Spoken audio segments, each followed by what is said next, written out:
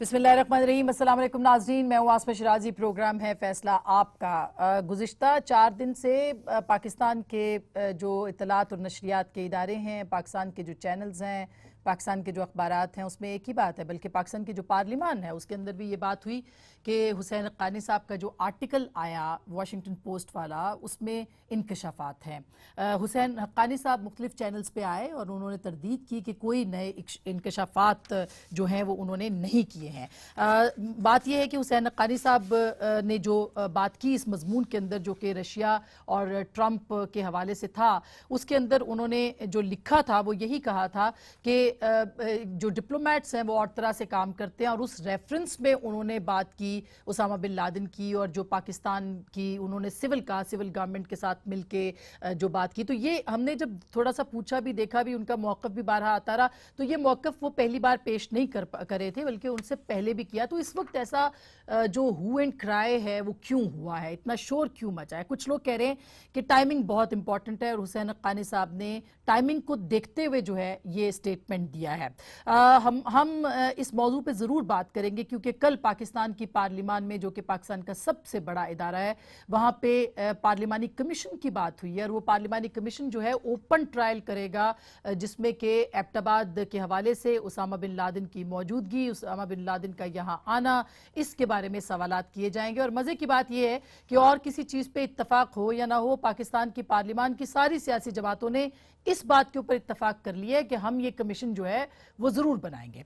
सो अब कमीशन का मुतालबा वज़ीर दिफा साहब ने किया, वो उसकी हिमायत भी आ गई। कमीशन बनेगा कि नहीं बनेगा, हुसैन हक्कानी साहब उसके सामने आएंगे कि नहीं आएंगे, सच पता चलेगा कि नहीं चलेगा, यही सवाल हम आपके सामने रख रहे हैं कि हुसैन हक्कानी के आर्टिकल पर पार्लिमानी कमीशन का क़याम मुमकिन है या नहीं है। क्या हुसैन हक्कानी साहब पार्लिमानी कमीशन के सामने पेश होंगे, ये दूसरा सवाल होगा। और एबटाबाद कमीशन को साबिक सफ़ीर ने पहले क्या कहा था, फिर वाशिंगटन पोस्ट में उन्होंने क्या कहा, और कमीशन की जो रिपोर्ट है उसको मंजरे आम पर, यानी जो एबटाबाद कमीशन ने रिपोर्ट बनाई वो अब तक मंजरे आम पर क्यों नहीं आई? अगर वो आ जाती तो शायद बहुत सारे मसले जो हैं वो हल हो सकते। क्या कोई सफ़ीर किसी गैर मुल्की को वीज़ा दे सकता है, जारी कर सकता है अज खुद? और CIA एहलकारों की बड़ी तादाद को अगर वीज़े जारी करने का मामला था, तो क्या महज हुसैन हक्कानी साहब को ही मुर्दे इल्ज़ाम ठहराना चाहिए?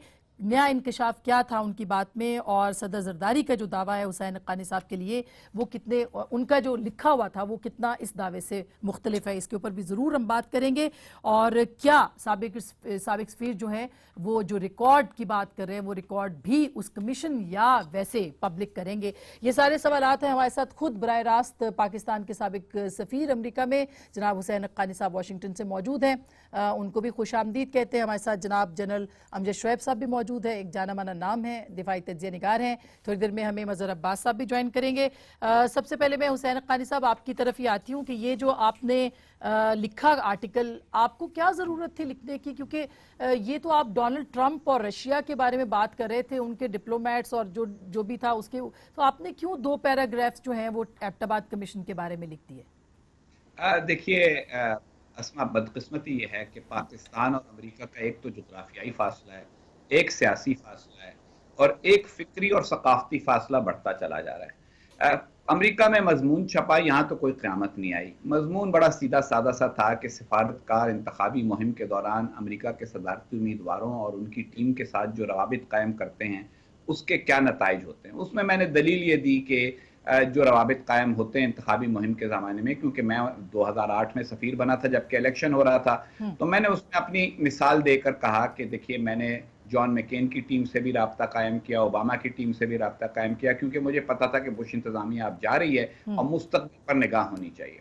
और मैंने मिसाल दी कि पाकिस्तान को इमदादी पैकेज चाहिए था, हमारी मईशत उस वक्त बहुत दबाव में थी, जनरल मुशर्रफ मईशत का बिल्कुल भट्टा बिठा के गए थे, फॉरेन एक्सचेंज रिजर्व ख़त्म हो गए थे, तो हमें इमदादी पैकेज चाहिए था। अमेरिकन जो ये ओबामा एडमिनिस्ट्रेशन वाले थे, ये कहते थे कि हमें दहशतगर्दी के खिलाफ जंग में मदद चाहिए, जिसमें हमारी फौजी क़यादत और सिविल क़यादत दोनों कहते थे जी हम बिल्कुल मदद करना चाहते हैं। तो वो मिसाल देते हुए मैंने जिक्र किया कि मीडिया में और किताबों में, और इस पर कई किताबें आ चुकी हैं, ये बात कही जा चुकी है कि अमरीकी एहलकार पाकिस्तान में मौजूद थे जिन्होंने उसामा बिन लादेन को ढूंढ निकाला। अब मुझे उस वक्त सच्ची बात है, क्योंकि मैं 6-7 साल से अब मुल्क से बाहर हूँ और पाकिस्तान में न पाकिस्तानी टीवी देखता हूँ, मेरे पास चैनल नहीं आते आपके। तो इस वजह से मुझे ख्याल नहीं रहा कि इसके ऊपर पानी में मधानी शुरू हो जाएगी और कोई एक टीवी चैनल पे एक साफ पहला जुमला फेंकेंगे, फिर एक पूरी कवाली शुरू हो जाएगी, फिर ये हक्कानी साहब ने इंकशाफ कर दिया। ये एक मजमून है, ये कोई अदालती बयान नहीं है। हाँ। उसमें वो सारी बातें जो उसमें कही गई हैं वो पहले कहीं ना कहीं छप चुकी हैं और उनके लिंक्स उस मजमून में मौजूद हैं। अब पाकिस्तान में क्योंकि एक गिल्टी कॉन्शियंस है कुछ लोगों की, असल मसला पाकिस्तान के हवाले से यह है कि उसामा बिन लादेन पाकिस्तान में था क्यों और कैसे, और दूसरी बात यह कि खुद पाकिस्तान के कानून नाफिज करने वाले इदारे, पाकिस्तान की एजेंसियां उसका सुराग क्यों नहीं लगा सकी, और जब अमेरिकनों ने उसका सुराग लगा लिया तो हमें क्यों ये पता नहीं चल सका कि अमेरिकनों ने उसका सुराग लगा लिया है। क्योंकि देखें ना, अगर कोई गैर मुल्की जासूस आता है बता के तो नहीं आता, अमरीकी ताजिर बन के आ सकता है, अमरीकी सिफारतकार बन के आ सकता है, तो उस पर निगाह रखना हमारी एजेंसियों का काम यही है। तो सवाल है तो हक्कानी साहब। अच्छा, मैं सॉरी आपको मैं इंटरप्ट पहले कर बात मुकम्मल कर लूं। जी। वो सारे काम हम क्योंकि नहीं कर सके, तो पाकिस्तान में एक बड़ी पुरानी रिवायत है कि कोई एक बंदा ढूंढो, अंग्रेजी में उसके लिए टर्म यूज होती है स्केपगोट, उसके पीछे पड़ जाओ, और फिर वो हमारे मीडिया में कवाली शुरू हो गई, शोर मचाना शुरू हो गया कि हक्कानी ने इंकशाफ कर दिया। फिर क्योंकि पीपल्स पार्टी के बहुत सारे दुश्मन और मुखालिफ भी मीडिया में मौजूद हैं, उन्होंने उसको ये टर्न दे दिया कि जी हुसैन हक्कानी साहब ये कह रहे हैं कि मैंने तो जो कुछ, हालांकि ये मैं बात हमेशा कहता हूँ कि मैं जो अच्छा, कुछ बिल्कुल। मैं हक्कानी साहब सॉरी, मैं जनरल साहब से बात कर लूँ, उसके बाद दोबारा आपके पास आती हूँ। ये जो बात कर रहे हैं जनरल साहब हक्कानी साहब के, जो उन्होंने कहा वो मुख्तलिफ नहीं था, जो पहले इससे पहले एबटाबाद कमीशन के सामने भी कहा और इसके बाद उन्होंने लिखा भी बहुत बार। तो आप क्यों ये समझते हैं कि जो उन्होंने कहा ये पहली बार है, या हम लोगों ने ये क्यों समझा वीज़ों के बारे में खास कर? खैर मैं तो नहीं समझा, क्योंकि मैंने वो हक्कानी साहब का बयान जो उन्होंने एबटाबाद कमीशन के सामने दिया था वो मैंने देखा हुआ है, और उसमें उन्होंने बड़ी वजाहत से कहा हुआ है कि मैंने वीज़े दिए थे, मैंने सिविल जो लीडरशिप थी उस वक्त की उनको कॉन्फिडेंस में लेके तो वीज़ा दिए। अच्छा, उस वक्त भी ये एक इशू बना था उस ज़माने में भी, और जो इंटेलिजेंस सर्विसेज थी हमारी वो इतराज़ कर रही थी कि उनको लूप में नहीं रखा गया और वीज़े दिए गए हैं, जिसकी वजह से हमें यहाँ पे प्रॉब्लम है कि फॉरेनर्स बहुत ज़्यादा, एजेंट्स बहुत ज़्यादा हैं। चुनाचे आपको याद होगा कि पेशावर और उसके रस्तों पे, मुख्तलिफ रस्तों पे चेक पोस्टें बनाई गई और जो फॉरेनर्स ज़रा आते थे उनको पकड़ा जाना शुरू हो गया उस ज़माने में, और अमेरिकन कई थे जिनको पकड़ के वहाँ पे पेशावर अंदर जाने नहीं दिया बल्कि उनको वापस भेजा गया।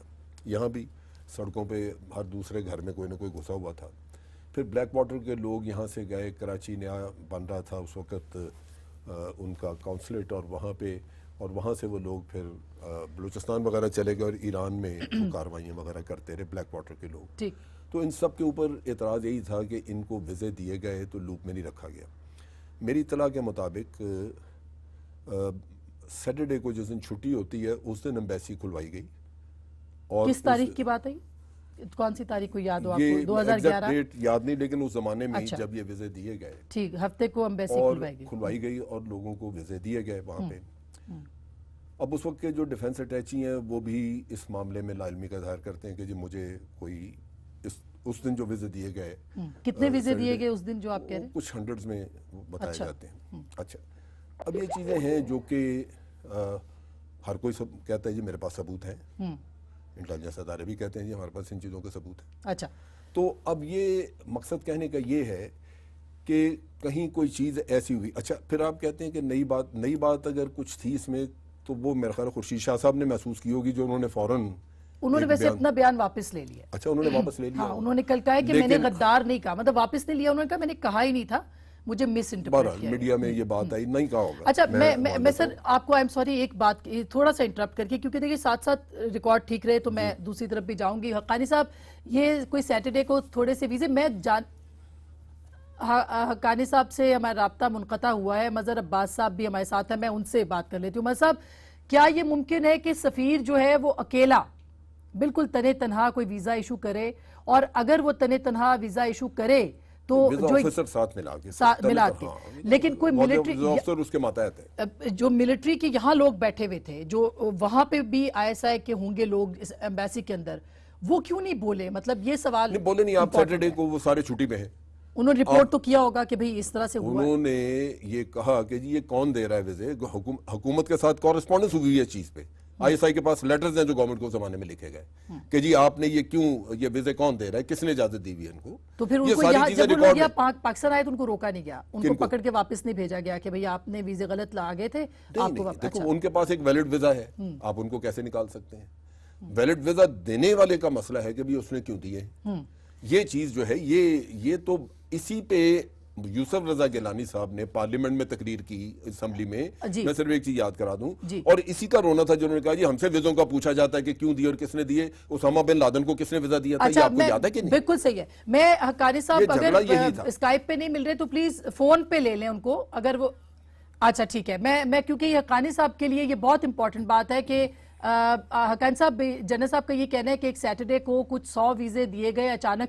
प्रोसेस क्या है? वो कह रहे हैं कि मिलिट्री अटैची को भी वहां पे नहीं पता था, किसी को नहीं पता था कि वो वीजे जो हैं वो क्यों दिए जा रहे हैं। तो ये एक एतराज यहाँ पे, ये इल्जाम है जो सब हम लगा रहे हैं। ये जनरल साहब की बात मैंने सुनी और जनरल साहब का मैं बहुत एहतराम करता हूँ। ये बहुत प्रोफेशनल हमारे सिपाहियों में से एक रहे हैं और इन्होंने पाकिस्तान के लिए हमारे बाकी सिपाहियों की तरह बहुत खिदमत अंजाम दी हैं, लेकिन ये बात दुरुस्त नहीं है।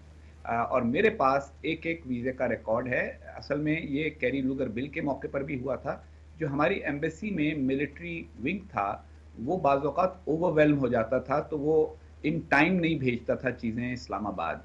ये एक टेक्निकल सी बात है, लेकिन मैंने कभी ब्लाइंड साइड नहीं किया और ये पूरा प्रोसेस फॉलो किया कि एक एक वीज़ा जो है वो मिलिट्री विंग के थ्रू जाएगा, हत्ता के सिविलियंस के वीजे भी, और उसका मेरे पास रिकॉर्ड मौजूद है। वो मैंने रिकॉर्ड इसलिए रखा कि अगर आपको याद हो तो जब मेमो गेट का शो शुरू हुआ तो तभी ये वीजों का शो शुरू हुआ, तो मुझे पता था कि कभी ना कभी मुझे इसका जवाब देना पड़ेगा। लेकिन क्योंकि मैं इस बहस में पढ़ना नहीं चाहता कि फलाने फर्द की नाअहली थी या ये था, तो इसलिए मैंने आज तक इस मौजू पे बात नहीं की। लेकिन जनरल साहब को मैं यकीन दिलाता हूँ कि जब भी अगर, और उस वक्त भी मैंने ये पेशकश की थी, बदकिस्मती से उस वक्त हमारी अस्करी क़यादत सियासी इशूज़ में फंसी हुई थी। आपको याद होगा जनरल पाशा साहब पीटीआई बनवाने में मसरूफ़ थे, तो उनके पास वक्त नहीं था, वरना अगर मुझसे बैठ के बात करते तो उस वक्त भी मैं उनको वो सारा रिकॉर्ड दिखा देता कि एक वीज़ा वाशिंगटन से बगैर मिलिट्री अटैची के काउंटर सिग्नेचर के जारी नहीं होने दिया जब तक मैं सफीर रहा। मैं और नॉर्मल प्रोसीजर क्या होता है? यही होता है कि अगर कोई वीजा जाए तो आप उसके ऊपर मिलिट्री अटैची को लेते हैं, उसके ऊपर आप इंटेलिजेंस इदारों की, ये नहीं है। अच्छा जी, नॉर्मल प्रोसीजर ये नहीं होता। नॉर्मल प्रोसीजर ये होता है कि मिनिस्टर ऑफ इंटीरियर से अप्रूवल होता है। लेकिन क्योंकि ये जो इन्होंने बात फरमाई कि बहुत ओवरवेलमिंग तादाद आ गई थी उनकी दरखास्तों की, और उन दरखास्तों के बारे में इनका बिल्कुल कहना दुरुस्त है कि इंटेलिजेंस एजेंसीज की रिजर्वेशन थी कि कहीं हम फ्लड ना हो जाएं। लेकिन देखें, आपस की बात है कि अगर खुदा न खास्ता हम फ्लड भी हो रहे थे और पॉलिटिकल लीडरशिप का ये डिसीजन भी था कि जी आएंगे बहुत सारी ताज़मे अमेरिकन, तो हमारे पास कैपेसिटी होनी चाहिए ऑन ग्राउंड कि हम फॉरेनर्स को ट्रैक करें। और इन्होंने दुरुस्त फरमाया कि बाज़ फॉरेनर्स को ट्रैक भी किया गया, लेकिन बहुत सारी हमारी बदकिस्मतियां हैं, और इनमें से एक ये है कि हम डुअल सिटीजनशिप रखते हैं। तो बहुत सारे लोग जो थे वो पाकिस्तानी ओरिजिन के थे, उनके पास पाकिस्तानी पासपोर्ट भी था, अमेरिकी पासपोर्ट भी था, तो इसलिए अच्छा ये सर लेना था। वो मामलात वो हैं जिनका हुसैन हक्कानी से कोई ताल्लुक नहीं, सफीर से कोई ताल्लुक नहीं। अच्छा, ये हमारी बदकिस्मती है वो ये कि हम स्केपगोटिज्म जब शुरू करते हैं तो हमने क्योंकि फैक्ट्रियां लगाई हुई हैं गद्दार साजी की, तो वहां उन्होंने एक फर्मा बनाया हुआ है। हमारे खासतौर पे बाज लोग हैं वो पहले चपरासी थे गद्दार साजी की फैक्ट्री में, अब उसके असिस्टेंट मैनेजर हो गए, तो वो शेख साहब उसी फर्मे से निकालते रहते हैं, हर चीज हुसैन हक्कानी पे डाल दो। अच्छा, हक्कानी साहब टाइमिंग के ऊपर बड़ी बात हो रही है सर। देखिए, ये जो कंसर्न्स है ना, ये कंसर्न्स आपकी एब्सेंस में भी यहाँ पे बहुत डिस्कस होते हैं, और आपने देखा होगा सोशल मीडिया पे भी आप गद्दार, और फिर जब खुर्शीद शाह साहब की आई बात तो खैर उन्होंने कल कह दिया कि मैंने ऐसी कोई बात नहीं की। मैं क्विकली, मजहर साहब, ये टाइमिंग कितनी इंपॉर्टेंट है इस आर्टिकल की जो कि हुसैन हक्कानी साहब का आया, और इस इशू की पर्टिकुलर, और फिर फौरन ही पार्लिमानी कमीशन की भी बात हो गई है कि इसके ऊपर बनाया जाए। मजहर साहब देखिए, आपको इसके दो पहलू हैं। एक तो ये कि जाहिर है अगर कोई नई बात नहीं है तो फिर ये मजमून इस वक्त क्यों छापा गया, मतलब क्यों दिया गया अगर कोई इसमें नई बात नहीं है। दूसरा, मैं यकीनन ये जानना चाहूंगा कि इसके अलावा आज डॉन में वाशिंगटन से ही अनवर इकबाल की एक स्टोरी छपी हुई है, और जिस स्टोरी के अंदर ये है कि हुसैन हक्कानी साहब को ऑथर हैं पाकिस्तान पेपर्स के, और इनको व्हाइट हाउस बुलाया गया था और ब्रीफिंग ली गई थी, और अकॉर्डिंग टू द रिपोर्ट जो डॉन में छपी है उसमें ये कि उस पेपर के अंदर ये सारा है कि पाकिस्तान पे किस तरीके से दबाव डाला जाए, अफगानिस्तान के हवाले से, हक्कानी नेटवर्क के हवाले से। तो इस पेपर का ज़ाहिर ये, क्योंकि उसमें डॉन की रिपोर्ट में ये है कि पिछले महीने गालिबन ये ब्रीफिंग हुई थी और उसके बाद फिर वॉशिंगटन पोस्ट में ये आर्टिकल आना, तो इनकी टाइमिंग इसी वजह से इम्पोर्टेंट है कि ट्रंप एडमिनिस्ट्रेशन ऑलरेडी पाकिस्तान को अंडर प्रेशर लाना चाह रही है। तो उस वजह से भी ये कंट्रोवर्सी यहाँ इसलिए डेवलप हुई मेरा अपने ख्याल में, क्योंकि मुस्लिम लीग नून ऑलरेडी अंडर प्रेशर है पीपल्स पार्टी से। तो मुस्लिम लीग नून ने इस मजमून को बेहतर समझा इस वक्त पाकिस्तान पीपल्स पार्टी और जरदारी साहब के खिलाफ इस्तेमाल करने पे। हालांकि उसका सिंपल सा जवाब ये है कि पार्लिमानी कमीशन क्यों बनाया जाए, जबकि एबटाबाद कमीशन मौजूद है और एबटाबाद कमीशन की रिपोर्ट मौजूद है। जस्टिस जावेद इकबाल साहब, वो रिपोर्ट तो मंजरे आम पर ही नहीं आ रही ना, मतलब उसको किसने रुकवाया है, वो क्यों मंजरे आम पर नहीं आती? मेरा जनरल साहब का, हम सबका ये सवाल है। आसमा सवाल ये है जी जी जी मजहर अब्बास साहब ने असल में वो बात कही जो मैं आज, और ये मैं अपने भाइयों के साथ जो सहाफ़ी पाकिस्तान में हैं उनकी कोई तौहीन नहीं करना चाहता, मैं उनका साथी रहा हूँ मेरे, लेकिन इनकी ये बात मुझे बड़ी अजीब लगती है क्योंकि हमने अपने पाकिस्तान में एक माहौल बना लिया है साजिशी नज़रियों का कि हर चीज़ के पीछे कोई चीज़, उस चीज़ के पीछे कोई चीज़, उस चीज़ के पीछे कोई चीज़ है। बाज़ औक़ात बातें बड़ी सादा होती हैं। मज़मून मैंने इसलिए लिखा कि मुझे वाशिंगटन पोस्ट वालों ने कहा कि इस मौजू के ऊपर आप ज़रा अपने ख़यालात का इज़हार करें कि क्या सफ़ीर राब्ते रखते हैं इंतखाबी मुहिम के दौरान या नहीं। उसमें मेरे पास तो वही मिसाल होगी जिसको मैं जानता हूँ, तो इसलिए मैंने मिसाल दे दी, कोई साजिश करके नहीं दी, नंबर 1। नंबर 2, ये बात कि जनाब अगर कोई नई बात नहीं तो मजमून क्यों लिखा? मजहर भाई, जितने मजमून मेरे बारे में लिखे जाते हैं उनके अंदर हमेशा इस बात का जिक्र होता है कि 1978 में बतौर तालिब इल्म मैंने क्या किया और 1988 में मैंने नौजवान के तौर पर नवाज शरीफ की इंतखाबी मुहिम में क्या किया, सही किया, गलत किया। तो अगर यही उसूल बना लिया जाए कि जब तक नई बात ना हो आदमी मजमून ना लिखे, तो मेरे बारे में भी सारे मजमून लिखने बशमूल के जो आपने लिखा है वो बंद कर। अच्छा हुसैन हक्कानी साहब, आपके बारे में तो और भी बहुत सारी बातें हैं। नहीं सर, आपके बारे में सिर्फ ये बातें नहीं। जनरल साहब मुझे ब्रेक का कहा जा रहा है। हक्कानी साहब और मजहर साहब में जो आज डॉन में स्टोरी छपी है वॉशिंगटन से, हाँ जी, अनवर इकबाल साहब की, जी हाँ, मैंने पढ़ी नहीं है लेकिन वजाहत की कोई जरूरत नहीं है। अमेरिका में सारे थिंक टैंक्स जो हैं उन्होंने एक टास्क फोर्स बनाई, उसका मुझे को चेयर बनाया लीसा कर्टिस के साथ जो हेरिटेज की हैं। उस टास्क फोर्स ने अपनी एक रिपोर्ट दी जो कि उन 12 लोगों की जो उस टास्क फोर्स में शामिल थे उनकी इज्तिमाई राय थी। उसमें कुछ आप पैराग्राफ फौरन लगेगा कि वो मेरी राय है। मैंने मसलन ये कहा कि पाकिस्तान को फौरी तौर पर दहशतगर्द मुल्क नहीं करार दिया जाना चाहिए, लेकिन पाकिस्तान पर दबाव के बारे में तो बिल्कुल दुरुस्त बात अच्छा, है। लेकिन हक्कानी साहब अगर आप इन्वेस्टिगेटिव जर्नलिज्म करें और मालूम करें तो अमेरिकनों की अक्सरियत की राय पाकिस्तान पर दबाव डालने ही की है। अच्छा, ये तो आपने हक्कानी साहब, मेरी गुजारिश, मेरा एक छोटा सा सवाल, आप पाकिस्तानी हैं, मुहिब वतन हैं, हमारे में से हैं, हमारे साथ ज़िंदगी गुजारी आपने, आपके भाई हमारे साथ ज़िंदगी गुजार रहे हैं, अब भी गुजार रहे हैं, पहले भी गुजारते रहे। आपने पाकिस्तान के नैरेटिव की क्यों नहीं वकालत की? आपने पाकिस्तान के लिए क्या फेवर पाकिस्तान के नैरेटिव से इख्तलाफ रखता हूं। नहीं, इख्तलाफ आप बेशक रखें, लेकिन एक इज्तिमाई नैरेटिव यहाँ से जाता है। 2 मिनट, ये बात आपकी बहुत अच्छी है मगर मुझे इस पे बात करने दें। मैं सर ब्रेक ले लूं, ब्रेक के बाद ये बात कर लें। अच्छा, आप ब्रेक ले लें, क्योंकि ये लंबी बात है। बिल्कुल, मैं ब्रेक के बाद फौरी तौर पे ये बात लूंगी। एक छोटी सी ब्रेक लेते हैं, ब्रेक के बाद ये सारे सवाल जो कि हुसैन हक्कानी साहब पे उठाए जाते हैं बार बार, हम जरूर पूछेंगे और हम चाहेंगे कि उसका जवाब भी आए ब्रेक के बाद।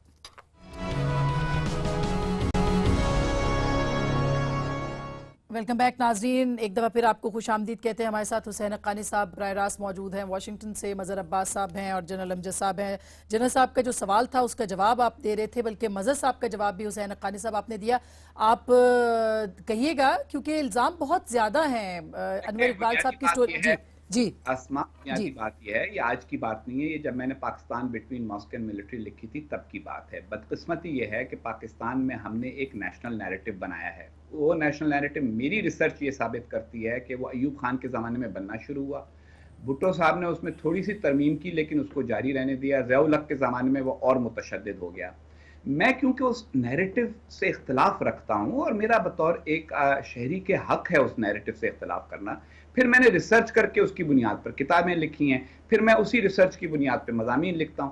अब हमारे यहाँ प्रॉब्लम यह है कि लोग ये समझते हैं कि अगर आप सिर्फ हमारा एक कौमी बयानिया है उससे अगर आप इत्तेफाक नहीं करते तो आप गद्दार हैं। मेरे बयानिए में 3 बातें हैं। पहली बात तो यह है कि मैं ये समझता हूं कि पाकिस्तान में अस्करी ताकत जो है वो डोमिनेंट नहीं होनी चाहिए, ना सोच के ऊपर, ना सियासत में, ना किसी और मामले में। दूसरी बात मेरी ये है कि ये डोमिनेंट इसलिए है कि पाकिस्तान को बरतानवी हिंद की 1/3 फौज हिस्से में आई और सिर्फ 17% वसाइल हिस्से में आए। इसने हमें मजबूर किया अमेरिका के पास जाने के लिए और अमेरिका से इमदाद लेने के लिए। खान साहब, ये बिल्कुल ये तो अपनी जगह पे बड़ा बेर में बेस अयूब खान ने दी, ज़ियाउल हक ने अफगानिस्तान का प्रोजेक्ट किया, मुशर्रफ साहब ने शमसी बेस और जैकबाबाद ने दी। ये इस मजबूरी का नतीजा है कि हमारी मईशत के साइज और हमारी फौज के साइज में तनासुब नहीं है। फिर मेरे बयानिए के 2 और अज्जा हैं।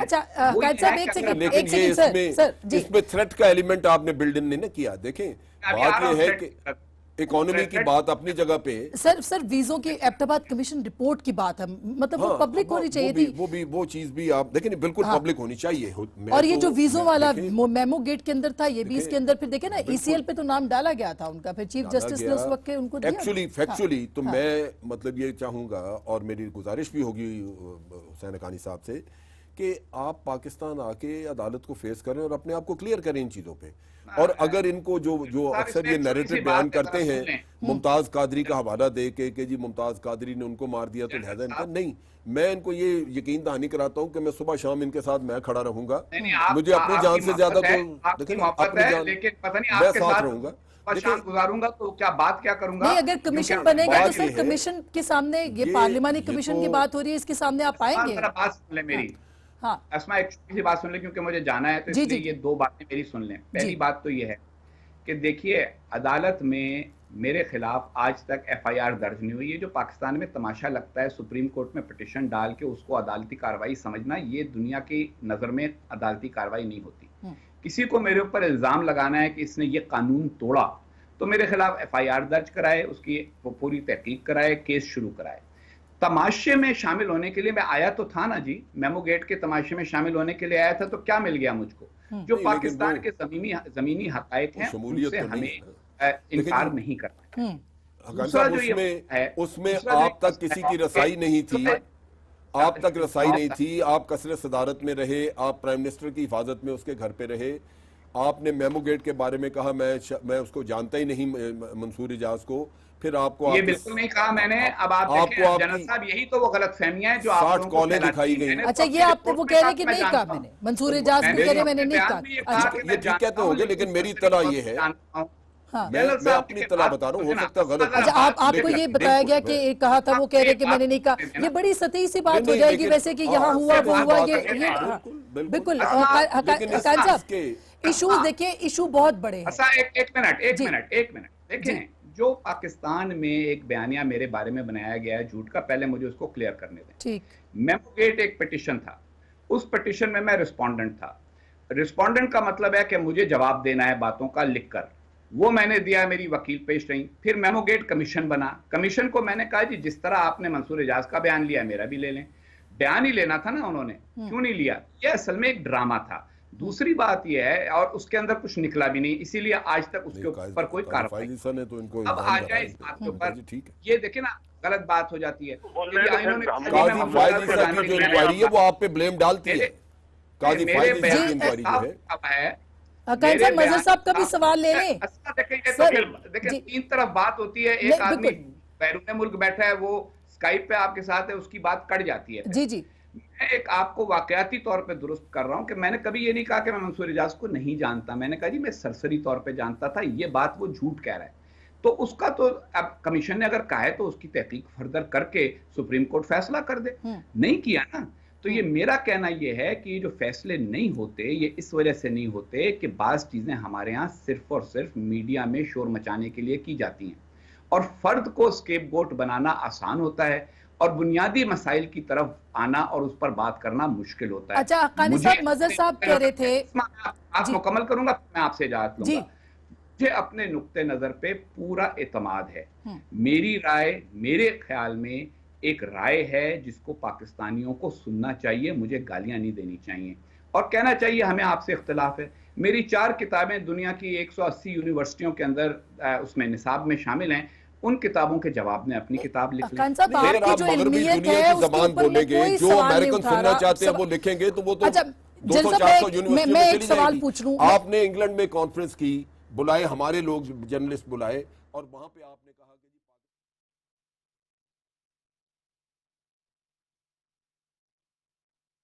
जनरल साहब, फिर आप लोगों ने तशरीह कर ली, मैंने तो एक लतीफा सुनाया कि और उससे मेरी बड़ा बुराई- अच्छा अच्छा सर, मौका था जन जिसमें साहब, लतीफा जन आपने सुनाया। जन साहब, देखो, देखिए हुसैन ना, खान साहब, ये मेरा और मौजू मुकद्दस नहीं है। गाय बना के, हुसैन मुकद्दस खान गाय साहब, मेरा बना के मौजू, अगर आप मैं करेंगे सिर्फ ना, मौजू पे रहना चाहती हूँ। प्लीज एक सवाल मैं ऐसा मजहर साहब मौजूद से भी के ऊपर लूंगी, कैसे लेकिन बात होगी? हर जी, थोड़ी देर बाद तो मेरा जुमला काट देता है कोई। नहीं नहीं, मैं आपसे के लिए सवाल अगर पूछ आप रही हूँ। प्रोग्राम कर रही हैं तो मुझे बहुत अफसोस हुआ है। नहीं मजहर एक साहब, आदमी एक आदमी दूसरे की बात को साजिश कह रहा है। इन्होंने सारी जिंदगी यही काम किया है, ये सारी जिंदगी उस नैरेटिव को सपोर्ट करते रहे हैं, ये सारी जिंदगी यही कुछ करते रहे हैं। आज इनके यकायक चंद सालों में इनका नैरेटिव तब्दील होता नजर आ रहा है। ये कहते हैं कि जी मजमून इसलिए लिखा है कि उन्होंने कहा था, अपनी मिसाल दी। आपकी मिसाल जब दी जाती है तो जाहिर है इस बैकग्राउंड को बताया जाता है। आप जो मजमून लिख रहे हैं वो स्पेसिफिक एक वाक़े के हवाले से लिख रहे हैं। दूसरी बात ये कि उससे उसका लिंक जोड़ना, मैंने तो सिर्फ ये कहा कि मैंने तो आज अखबार में चीज पढ़ी थी कि एक पहले भी एक आपको व्हाइट हाउस बुलाया गया था और आप उस थिंक टैंक का हिस्सा हैं जिसने जो पेपर तैयार किया है उसमें सिर्फ ये है कि पाकिस्तान को पे दबाव डाला जाए। अच्छा, अब मजहर साहब, इसका जवाब तो चाहिए ना सर, हमें उनसे लेना। ये तो देखिए बिल्कुल मसला नहीं है। मसला ये है कि आप इस चीज को कैसे साजिशी, मैंने आपने Justify कैसे नहीं, ये बिल्ड कर लिया कि अच्छा, चले हुसैन हक्कानी साहब, इसका आप जवाब दे दीजिए कि ये जो आप दोबारा एक नया बात की है और ये जेन्युइन सवाल है, ये हम सब पूछना चाह रहे हैं कि जी एक नया थिंक टैंक है और वो दबाव बढ़ाना चाह रहा है पाकिस्तान पर, और ये कहानी इसी कॉन्टेक्स्ट में जी 50 साल पुराना है। मालूमात तो दुरुस्त करें ना। मसला बदकिस्मती का ये है, जो मैंने पहले कह दिया कि बहुत लंबा फासला है। अच्छा, रह गया ये कि जनाब इनका ये रहा है और पहले ये रहा है, Pakistan between Moscow and military को छपे हुए 12 साल हो गए हैं। पाकिस्तान पीपल्स पार्टी के साथ मैंने काम शुरू किया था 1993 में, तब भी मजहर साहब ने बीबी के सामने एतराज किया था और कहा था जी ये 1-2 साल में आपको छोड़ के चले जाएंगे। और अल्हम्दुलिल्लाह बीबी साहिबा ने देखा है 2007 में जब उन्होंने किताब लिखी रिकंसिलिएशन, तो उसमें कहा कि जी हुसैन हक्कानी साहब मेरे साथ लॉयल फ्रेंड के तौर पर रहें। मेरा ये ख्याल है कि जात के ऊपर मैंने कभी ये नहीं कहा कि 1-2 साल में छोड़ के चले जाएंगे। ये जरूर मैंने कहा कि ये अपनी लॉयल्टी तब्दील करते रहते हैं और ये मैं आज भी स्टैंड करता हूं कि इसमें तो कोई शक व शुबा नहीं है। मजहर साहब देखे ना, जात पर छींटे उड़ाना जो है, फिर मतलब ये कि जिसकी जिंदगी आपने मुझे कोट किया है ना, इसलिए मैं जवाब दे रहा हूँ। आपने ये कोट नहीं, ठीक है। अगर आपका सारा मामला सिर्फ अपनी अना को डिफेंड करना है तो बिस्मिल्लाह, आप बहुत बड़े साथी हैं, साथियों के लीडर हैं। बुनियादी बात यह है, अच्छा, मैं प्लीज दोनों से कि ये मौजू इस मौजू के ऊपर है ताकि मैं इसको समेट भी सकूं। ये मौजू बहुत डेंजरस है, बड़ा इसके ऊपर खतरनाक है, इसके ऊर बात करना। जी, मेरा तो ये कहना है कि एक बार कमीशन बना दें जो 1954 से लेके अब तक के अमेरिका पाकिस्तान ताल्लुकात के हर पहलू पर गौर कर ले। दुरुस्त बात। रह गया मामला हुसैन हक्कानी का, तो इनमें से ही कोई हजरत जाके किसी जगह किसी थाने में FIR दर्ज कराएं बाकायदा के क्या किया है, क्या जुर्म किया है, और उस जुर्म के ऊपर तहकीक करा के बाकायदा जो पाकिस्तान का कानून है उसके मुताबिक कहीं से किसी अदालत से मुझे सजा दिलाने की फैसला तो करें। बिल्कुल मजहर साहब, इसमें क्या और रह गया हर थोड़े दिन के बाद इडियट है जो समझते, मैं तो नहीं समझता इनको, जी जी जो समझते के बाद सर मुझे समझ नहीं आएगी किसी की बात। एक सेकंड, जैसा मैं आपके पास आती हूँ हमारे पास टाइम है। इनका क्या रोल था और दूसरों का क्या रोल था। अच्छा, दूसरों का भी रोल सामने आना चाहिए। साबिक आर्मी चीफ का भी रोल सामने बिल्कुल आना चाहिए। बिल्कुल जनरल पाशा की भी रोल सामने आना चाहिए। बिल्कुल जनरल पाशा के ऊपर जो इल्जाम हैं वो भी इसी तरह से जवाब दें, सही बात है। आपका फॉर्मेट जो है ना, ये it is not conducive to a good conversation के 3-3 आदमी बैक वक्त बात कर रहे हो, क्योंकि मुझे तो कोई सुनाई नहीं दे रहा इसके ऊपर स्काइप के ऊपर। अच्छा हकानी साहब मैं ब्रेक ले लेती हूँ और अगर आप चाहें तो ब्रेक के बाद मैं जवाब ले लेती हूँ आपका भी, और इंशाल्लाह फिर इसको हम वाइंड अप करेंगे। मगर एक छोटी सी ब्रेक नाज़रीन, ब्रेक के बाद वापस आते हैं और इसको हम समेटने की कोशिश करते हैं। ये बहुत वसी डिस्कशन है 60-70 साल की, जिसको कि हमने समेटना है। ब्रेक के बाद